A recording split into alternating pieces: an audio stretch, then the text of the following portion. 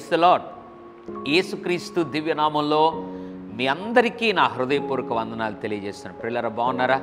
ప్రాముఖ్యంగా ఈరోజు ఆదివారం కాదు, ఆదివారం అనగానే ఈరోజు సెలవు దినం కదా, ఏ పని పెట్టుకుందాం, ఎక్కడికి వెళ్దాం, ఏం కొనుక్కుందాం అనే ఆలోచనలు చాలామందికి వస్తూ ఉంటుంది. దేవుని బిడ్డలారా, ఆదివారము లోకానికి సెలవు దినం, కానీ మనకు పరిశుద్ధ దినం. కాబట్టి ప్రత్యేకించి ఈ దినమున ఒకవేళ అటువంటి ఆలోచనలు, తలంపులు నీకున్నట్లయితే అన్నిటినీ పక్కన పెట్టి, ఇది దేవుని రోజు, ఇది ప్రభువు దినం, ఇది పరిశుద్ధ దినం, ఇది పునరుత్థాన దినం అన్న స్పర్శ నువ్వు కలిగి ఉండి వెంటనే పనులన్నీ పక్కన పెట్టి సమయానికి నీ వెళ్తున్నటువంటి మందిరానికి నువ్వు హాజరు కాగలిగితే నిశ్చయముగా దేవుడు నిన్ను ఈ లోకంలో ఆశీర్వదించి దీవిస్తాడు. దావీదు అనబడిన భక్తుడు ఉన్నతంగా దేవుని కృపలో వర్ధిల్లి దీవించబడడానికి గల కారణాలలో ఒక కారణం ఏంటో తెలుసా?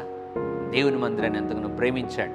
కీర్తనల గ్రంథం 23వ అధ్యాయం 6వ వచనం, చిరకాలము యెహోవా మందిరములో నేను నివాసము చేసేదను. ఎంత అద్భుతమైన మాట!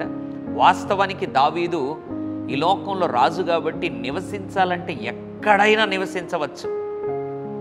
అంతఃపురంలో నివసించవచ్చు, ఉద్యానవనంలో నివసించవచ్చు, లేదా విలాసవంతమైన భవనాల్లో నివసించవచ్చు. దావీదు అంటాడు, చిరకాలము యెహోవా మందిరంలో నేను నివసింపగోరుచున్నాను. ఎంత అద్భుతమైన మాట!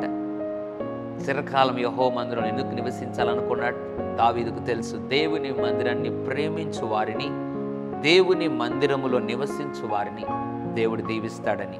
దేవుని బిడ్డలారా, నీవు కూడా త్వరగా సిద్ధపడి దేవుని మందిరానికి వెళ్ళి హాజరై సమయానికి వెళ్ళి ప్రభువును నువ్వు గణపరచగలిగితే దావీదును హెచ్చించినట్లుగా నిన్ను, నీ బిడ్డలను దేవుడు హెచ్చిస్తాడు. పరిశుద్ధుల తండ్రి, నీకు వందనాలు.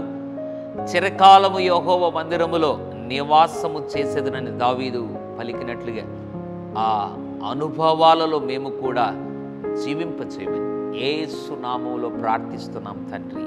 ఆమెన్. God bless you.